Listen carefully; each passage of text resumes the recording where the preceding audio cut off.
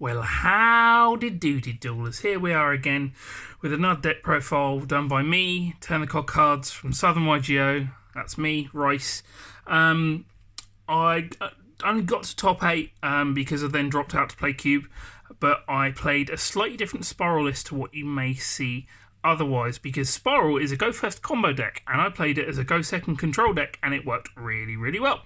There is some weird theory behind it. I'll try and go through it as best I can and try and not make the whole thing lag behind a little bit. So let's get into it. Standard 3 Spyral Super Agent. He special summons himself and then he pops a back row. That is a key point to this deck. He pops that back row. So he is good. You play him at 3. Then behind every great man is even greater man, Spyral Tough. So you get to declare top card, then target any card on the field, and then pop it. Both these boys are 1900, which is quite big for a level 4 monster. So you get to pop cards. He's pops Spell Trap, and then he pops anything. But the secret behind this deck is you play 3 of the really good card. So you play 3 Tough. I only had 2 supers, so I got 1 rare. But there you go. Really glad that I ran Tough at 3 because he just popped cards, and that's pretty good, I hear. Next up, you have your. Let me move these. Oh, all them brothers together. Oh yeah, there you go. That looks nice. You have your standard one-off Spyrals. Spiral Sleeper is a really good card, and people don't seem to necessarily remember that it is just such an insane card because it's free pop 2 every turn. Which is pretty good. Then 1 Master Plan, 1 Drone, 1 Quick Fix, 1 Last Resort. And these are all the Spyral monsters I believe you can actually play, apart from if you play those at 3 and that at 3, but you know you don't. The main thing of the deck kind of just was Tough Agent, and even just leaving as them two, because he's popping a card every turn, and he's 1900. So that actually worked out quite well for all of the Spyral monsters. Like I said, this is a going second variant, so the Tough does come up quite a lot. Next up, we have how you win with this deck. Thank you very much. Yes, a very blatant high rob this time, but thank you very much for letting me Phantasmes. I do think I wouldn't play this deck without this card, just because it helps fix your hands in so many good ways, and the protection from targeting actually helped me OTK someone once. So 3 Phantasmes, followed up by 3 Ash, followed up by 3 Veiler, followed up by 3 Ghost Ogre, followed up by 3 Gamma. So that's quite a lot of hand traps, you can see. So the whole idea was the same way that Spyral used to do really good before Helix, was that you pop cards going second, which is really good card advantage, and you hand trap them to stop the big boards that you can't destroy happening. And these worked really, really well. There were some other cards I think I could take out maybe for even more hand traps, but I don't know realistically. But I did think this was fine. Once or twice I did end up with like no hand traps. I actually Phantasmade into like another Phantasmate and like a dead field spell or something like that. So that wasn't good, but yeah, lots of hand traps, worked well. It's a good and not quite salad. And then of course you have the 1 driver. So the main thing that made me want to play this particular variant of Spyral was I was looking at other versions of Spyral, and they of course all run the dangers, which is very good to stick monsters on board, make Curious Send, Quick Fix. You do all sorts of shenanigans from there. However, I do not have those dangers anymore. I don't have the good dangers, but I do have the big dangers. So going second, these are still going to get you your draw cards, but they're big and they pop cards, which was the original theory behind it. But realistically, I may even take these out for more hand traps, which sounds pretty degenerate, but there you go. These do add consistency, but it's still kind of the only time I ever actually used one of them was I used Thunderbird, and they hit the Thunderbird and it popped. I think it was like Sky Striker spell or something like that.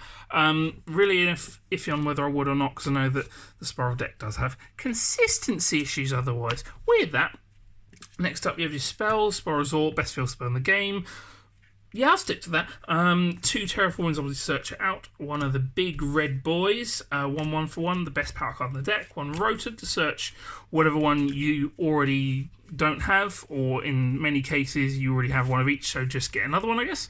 Then you have your Foolish Burial, because that's just a really good card for the consistency as well, and that's about as much consistency as you can add in. Just because I thought I was going to have some fun, bearing in mind to go second deck, and you can get some weird simplified game states. A good card. Good fard, Jesus Christ, I'm getting worse in my old age. One good card for card economy is Fully Armed. If you don't know what it does, you equip it to a super agent that can be Helix or Tough, and then it gains 1,000 attack, and if it's destroys something by battle, you banish that card, and then you non-target banish another card. And if the monster it's equipped to is destroyed, and this card is sent to the graveyard... No, if this card is sent to the graveyard by a card effect or game mechanic... It's just sent to the graveyard. Let me have a quick look.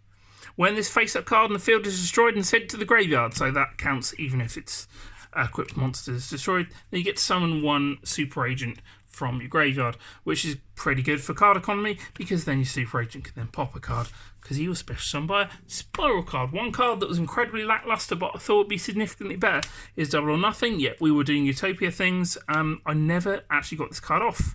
I never even really wanted to search it, because you end up getting into these weird scenarios where you have Tough and Agent. It's like, well, that could be Utopia, which could potentially attack over something and maybe lose to an Ash, or you could go into a Helix, but realistically that would also lose to an Ash. So I don't know whether I want to keep this in or not. It was an iffy one, it never came up.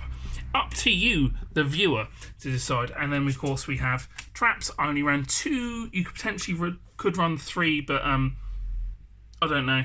I actually used its on-field effect more than I did its great effect, but there is a combo with just Tough and Agent where you pop 5 cards on the field and then put 8k damage on the field, which is good, but you do need a rescue to be able to search for that, I believe. So I think that's 42 cards there.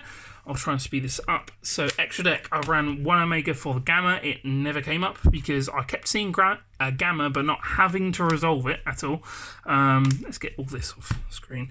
For the Utopia package, I ran double and I ran normal Utopia. However, just in case the double gets interrupted with an Ash or something, I did also play Lightning.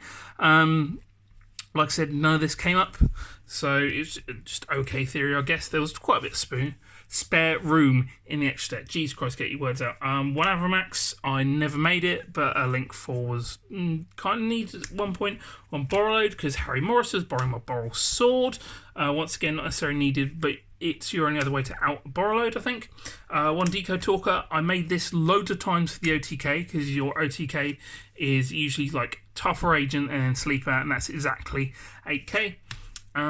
Nightmare Unicorn, use this once for the combo if you draw the field spell to get the combo off. 1 Trigate, because although I do not know how to do the big scary Spyral combos, and I probably should do because I played this deck for literally forever, going first, you can potentially do like on a board with Trigate. Believe me, it may be possible. 2 of one of the best extra deck cards in the game, Helix. He was just amazing. Basically, anytime you could get through to Tough Agent or just any other 2, or any 2 Spirals, realistically, you can make him. And then get pluses and then you kill him. 1 Phoenix never made it. 1 Cerberus made it once while it's co-linked to a Helix. To pop a monster, draw a card. I'll just flex him for the most part. 1 Beat Cop, no 1 Underclock Taker, more just generic links because this deck links quite well. That was the extra deck and the side deck. So the side deck doesn't matter because I sided it a bunch, but I never saw any of the side cards. But there is some theory behind it, I guess. 3 more Hand Trap. I potentially could have impermanences. I don't have my impermanences anymore. I have 1 that's in cube. But Hand Trap was good to have, I guess. Then you have your standard go second, blow out back row decks, or anything that keeps its advantage on the field. With Twin Twisters, you can't go into anything without Twin Twisters now, especially in these sort of decks, because you will just lose to Mystic Mine. Then I had some fun with the side deck because I thought there was some nice theory I could run around with that I've had for a little while. So I played 3 Metaverse, and you will immediately think that I'm going to be running a Mystic Mine, but I'm not. I'm running 3 different field spells, just in case of like the weird grind games, or if they make me go first. So Necro Valley can stop anything like a Salamangreat, or in a lot of cases Orcus boards, just because they can't banish or move anything from the graveyard. Extra Net is max C, but when they summon from the extra deck, realistically, I don't know how good it would be, but it's a good card. And then Black Garden, which I put in against Striker. However, I didn't see any of these cards when I did.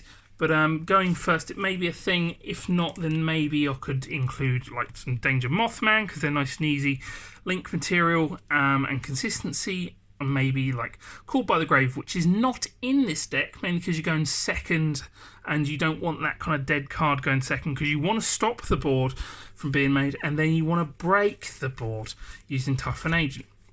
But there you go. Thank you very much for watching my deck profile on Spirals that could have potentially won locals, but hey ho, Cube's fun. I love you lots. If you know anywhere I can actually look up the big scary go first Spiral combos, please tell me where to find them and I'll go learn that. I love you. Goodbye.